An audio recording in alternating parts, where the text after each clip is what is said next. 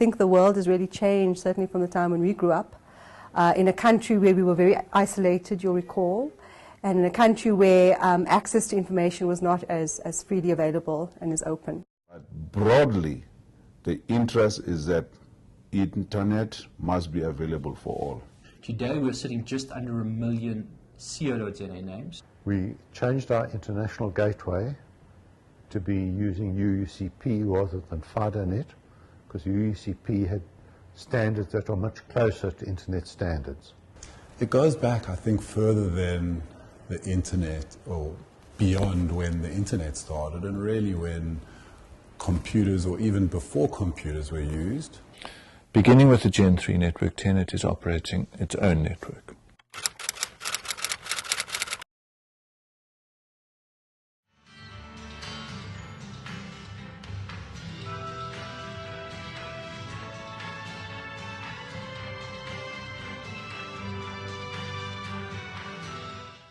But Luck is the name that I go by, you know. It's quite easy, Mokabudi. It's a name given by my mother. And I'm the CEO of ZACR. I've been in this interesting, I would say interesting, challenging seat since April 2014. It's hosting, it's managing the domain names, managing your whois, you're managing your zone files for the .za, and now equally for the GTLDs, your .joburg, Cape Town. And we're almost like an engine in a car. Nobody sees us, but the day the engine fails, it stops functioning, people will realize that. We're an organization that's more in the background, ensuring that any service that has to do with domain name services, it ends up properly. It's a post stamp on a piece of envelope from the destination, or from the origin to the destination. Broadly, the interest is that internet must be available for all. Schools must already have domain names, and that begins to open avenues, because those young learners will be tomorrow's leaders. They'll be tomorrow's influencers. They will be shaping the appetite and the consumption of internet in our country. And our job as the back-end operator is to provide the technical infrastructure. In terms of the ZACR namespace, the registrars that the end user or the consumer would ordinarily recognize would normally take the form of an internet service provider. So the likes of MWeb Internet Solutions, Hetzner, AfriHost, these are our customers. Uniforum was the previous name of the ZA Central Registry. It stood for the Unix Forum. It was a user group of Unix users. Today we're sitting just under 1 million ZACR names. One of the big issues that created a lot of instability in the domain community locally was the uncertainty that regulation brought about. Today we're sitting with 450 accredited registrars on the system, and I think that equates to quite a competitive level of registrars out there. The internet is a baby, and you know, and yet it has almost gone beyond what telecoms has done in more than 100 years. In 20 years, the internet has done what other countries in 100 years have done. Other industries and technologies have done in 100 years. This is a great, great technology. I think we all need to protect it, that the internet must all the time be understood to be belonging to all of us, not to one group versus the other. I think these are the principles that were there at the beginning of the internet, the fathers of the internet. And we need to carry that forward to the next generation and the next generation and the next generation. Internet Service Provider Association, Uniforum, Rhodes, these are institutions that I think need to be celebrated in this country for ensuring that the internet is what it is today. We need to make it a point that civil society and private sector, academia, the technical community, and government, all of them are equal. They all operate on equal footing in as far as the multi-stakeholder model. These are the founding principles of the internet. There is no one who is above the other in as far as internet is concerned, and the way in which internet has to be governed from today into the future and from today into the past. So these are critical issues that the fathers of the internet talk about all the time, that the spirit of the internet is based on this, multi-stakeholder model of governance. We are not as active, in my view, as we are supposed to be as different stakeholders. This is something, I don't know how best it can be done, but I think it's something that we need to keep encouraging people. But just to summarize and go back, I think we need to celebrate those who built the foundation of this area, your organizations such as Uniforum, Internet Service Provider Association, Roads, Internet Solutions, with all the different roles they played, including CSIR, the roles they played in the building blocks or the foundation of the internet that we see today. The university had bred a particular kind of computer person, now teaching, lecturing computer science, doing work in physics. The various folk who are really competent, cutting edge of computing stuff, had been hands-on. We now found a dirt cheap way to spread the network across the campus. And having tried that, we then said, well, next step, let's see if we can work over a longer distance. I wrote to an outfit called BitNet. Now, the protocols we were using, from the cyber to the IBMs and to the VACs in physics, were the protocols of the network called BitNet. And we got to just plug straight into BitNet. A technical level would have worked. So, bold as can be, one letter to BitNet, and get back a very nice letter that says, you're welcome to join.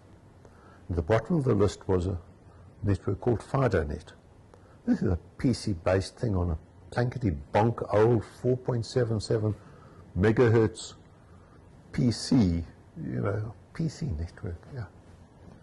Well, I had a PC. I bought my own IBM at the time, bought my own Apple at the time. I wanted to know about these machines. But in terms of workhorses, these things were toys. You play games, Castle Wolfenstein, yeah, lovely. But use them seriously? Sorry, no ways. The universities already had an organization called Uninet, which had a little network of 64K lines going around the country. And there were multiplexes to reduce the 64K down to multiples of 16 kilobits.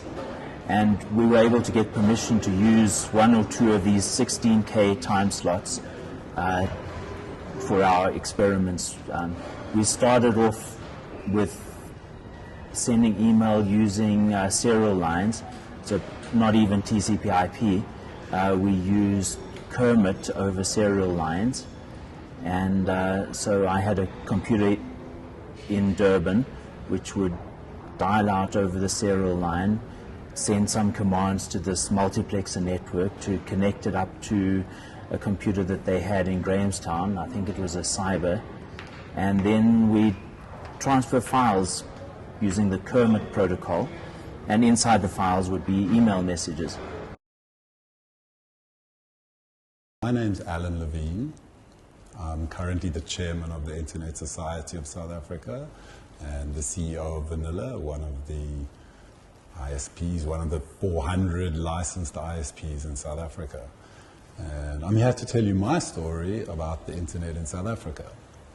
It goes back, I think, further than the internet, or beyond when the internet started, and really when computers, or even before computers, were used. And we all knew and realized that at the time that one of the problems with information technology was the ability to move from computer to computer and share information between computers and take information from older generation computers and move that information into newer generation computers.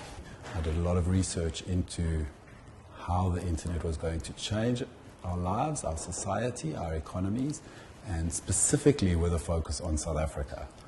By 1994, there were already a few commercial networks. I managed to get a dial-up connection through the Internet Company of South Africa, ZACR, which went on to be Internet Africa as it is today and had many different transformations.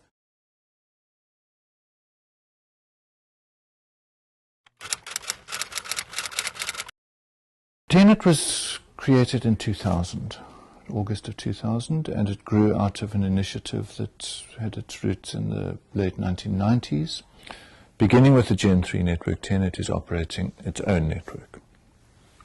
And the Gen 3 agreement is a collaboration between three parties, Tenet, Neotel, and Internet Solutions. It's a tripartite agreement, and among the three entities, there is a single network solution which they collectively produce and which is operated, pieces of it are operated by Neotel and Internet Solutions, but at the routing layer, it's operated by Tenet. We're at a level that is commensurate with what you would hope to see for a university, a modern university. So, and that's what the SANRA and Tenet combination has brought to our institutions. It's substantial parity with counterparts elsewhere in the world. That's critical because the academic endeavor is a global endeavor. Up till 1996, if you were a customer of the Internet Solutions in Johannesburg and you were trying to send email or go to a website that was connected via ZACR and then Internet Africa down in Cape Town, your communications were crossing the Atlantic twice. So they were going from, well, your office here to telecom infrastructure across the Atlantic through the United States backbone and then back again for a completely different route. And given the costs of internet access at that point were probably 80 to 90% that international connection, to be using it twice unnecessarily was really insane. I'm Nadia Bulbulia. I've worked in the industry for the last almost 20 years in the ICT sector. I think that the one exciting thing about the internet is just what it's provided in terms of education and information. And as a mother of two young girls, it's amazing how the go-to is let's ask Google or let's ask Wiki. So I think the world has really changed, certainly from the time when we grew up, in a country where we were very isolated, you'll recall, and in a country where access to information was not as freely available. I recall, for example, in the work environment where it was amazing that we could actually have access and we could actually start looking at other sites and we could start doing the kind of desktop research, but certainly wasn't as pervasive and was also very sector dependent in terms of the access as well. Different industries took to it very differently depending on what they were doing and the services that they were offering.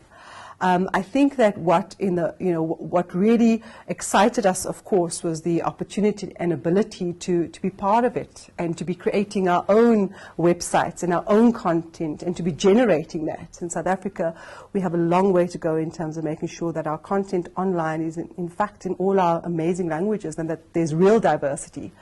So I think that's actually an inhibitor. So as much as it was opening up, it was still very much closed to communities who don't use English as a first or home language.